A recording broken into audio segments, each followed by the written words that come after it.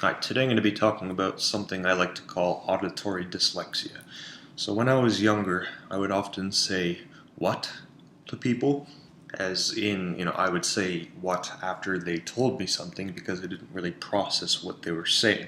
I mean, this was especially noticeable in noisy environments and also with strangers or people who wasn't completely familiar with. So friends and family, I have to do this less so than a stranger or someone I haven't known for a while. If it's someone familiar, I kind of understand their sound, the sound of their speech, and it's more intuitive for me to pick up on what they're saying. Um, so after my parents told me that saying "what" like that was rude, it this got transferred into me saying sorry. So sorry, can you repeat that again, kind of thing. And I wasn't really self-conscious about this whole thing up till a couple of years ago, where I found it became a lot more noticeable.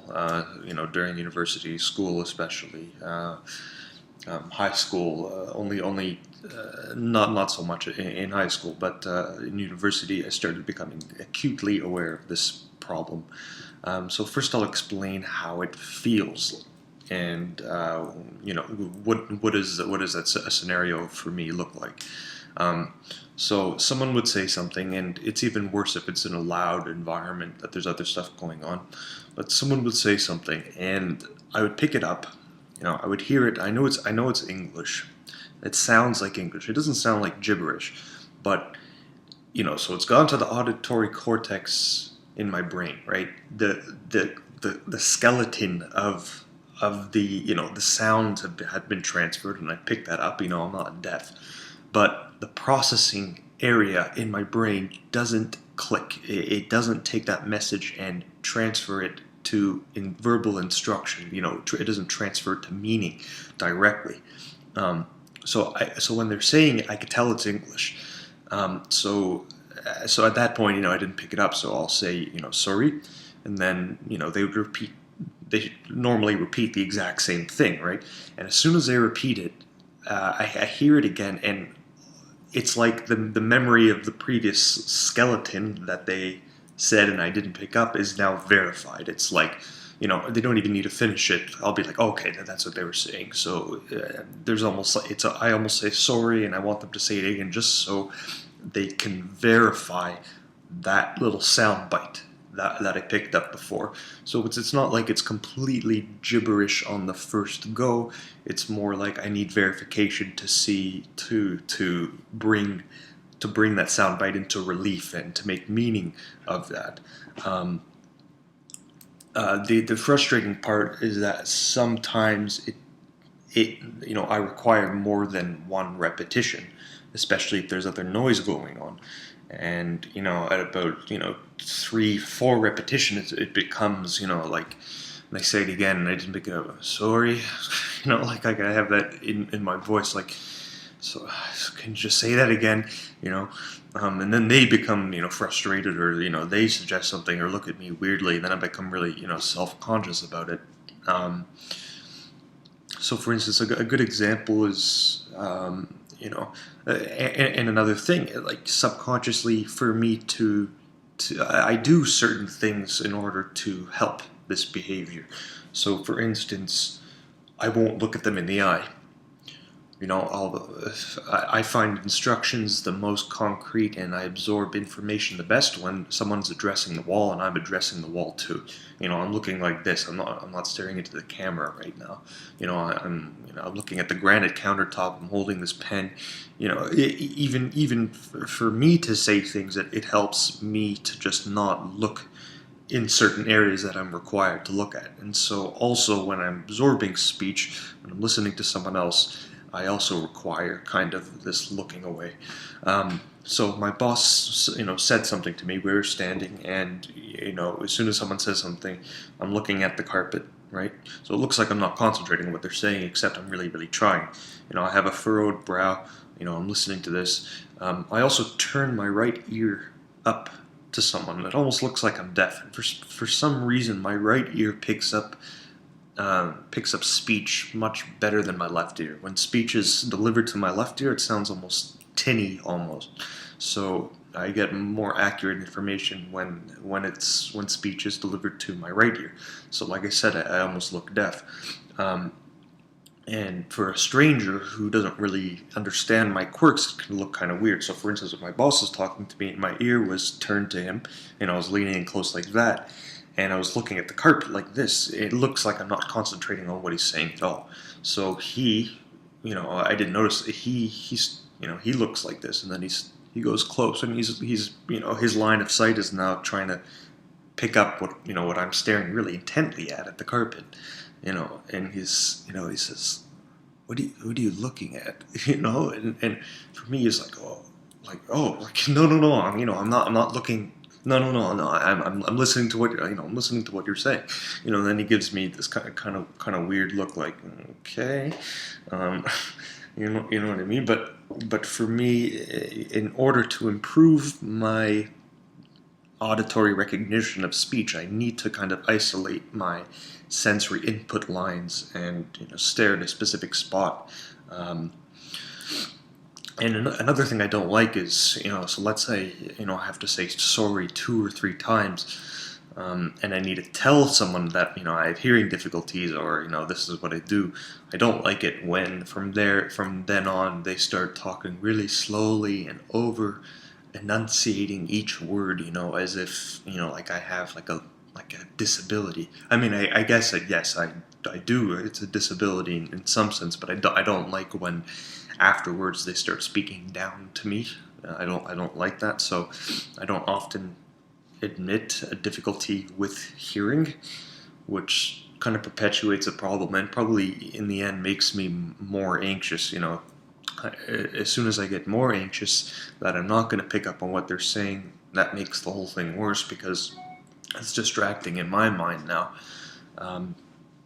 So things to help that. Like I was saying, I subconsciously avert my eyes. I turn my right ear up to them. So this helps almost 80% of the time. When things get really difficult and what they're saying is instruction based and it's really important. For instance, I was in my neuroscience lab and I was receiving instructions on how to give mice estrogen injections, right? And I'd need to follow these steps very carefully. I don't want to hurt mice and have to euthanize them for no reason because I didn't give them an injection well. So I'm listening to the researcher there. My ears upturned and I'm listening, and yet the room is filled with mice scurrying in their cages. So they're scratching, their claws are scratching. So there's scratches. There's everywhere. So that's not good. So I had to say sorry about 2 or 3 times, and afterwards I said, you know what? Can you just write this down for me? Or I myself took a pen and paper and I wrote down what she was saying, and that also helps.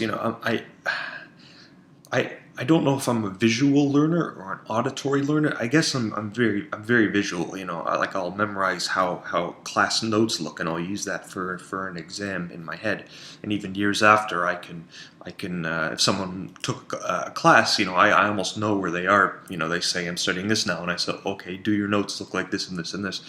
And they say, yeah, there's a picture of an umbrella, and I remember. So. So I'm a visual learner. I have very, very sensitive hearing to music and sound, and I have good auditory memory. But like I said, when it's delivering information, that seems to be a problem. So what's best for me is to consult visual-based things for me to learn things, and also for it to be a routine. I'll always consult now my notes on mice injections, rather than having her say it again and again. And not only that, when I leave the lab that day, I would probably forget it and had to, go up to her and say, "Oh, could you say that again? I didn't memorize that, or I didn't retain that information," which tends to happen. So I do like consulting visual things. So you could say that to the person, if it's someone important, if it's an employer, or or a colleague, you could say, oh, hold on just a second, and pull out a pen and paper and start writing down what they're saying, so you can consult that again, or have them send you a protocol, right? So if you're going to follow a protocol, they say, oh no, I actually have this this protocol here, I'll just send it to you. um, and then it'll be like that instead of remembering what they're saying. So there are several ways to work around this. It's still an embarrassing thing to happen. I'll give it that. I still don't like it. Uh, but there are ways around it. People are generally pretty forgiving when it comes to that, and you actually explain that you don't have to tell them about Asperger's or anything. You could just say, I have an auditory problem, or I have auditory processing difficulty. So do you mind repeating that, or could I get that in a visual handout or something like that? So there are ways around it, but it's still a very frustrating problem, and I still suffer with that to this day. Um, this auditory dyslexia, I like to call it. And I was also on the Wrong Planet forum, which is an Asperger's forum, and I searched auditory dyslexia, and I get a response. Like I see a thread that other people has said, do you guys experience this and this and this? And it's funny that they also named it exactly the same thing, auditory dyslexia, and it was it was exactly what I was attempting to describe. So that was interesting that other people kind of identify with this. And in the book, The Complete Guide to Asperger's Syndrome by Tony Atwood, if you look in the cognition chapter, and he talks about auditory information and speech processing. He does mention that there are difficulties like that. I think it was Donna Williams, or there's a quote from someone that says, when someone says something, it just sounds like a bunch of gibberish. Like I said, I don't find it sounds like gibberish. I hear it, but the meaning only becomes important, or I must verify that sound bite's meaning again by having the person repeat it. So that's about all I can say on that problem. I hope you found the video interesting, and I'd be interested to get feedback on other people's difficulties, or maybe even the coping strategies they use for this kind of problem. Thanks for watching.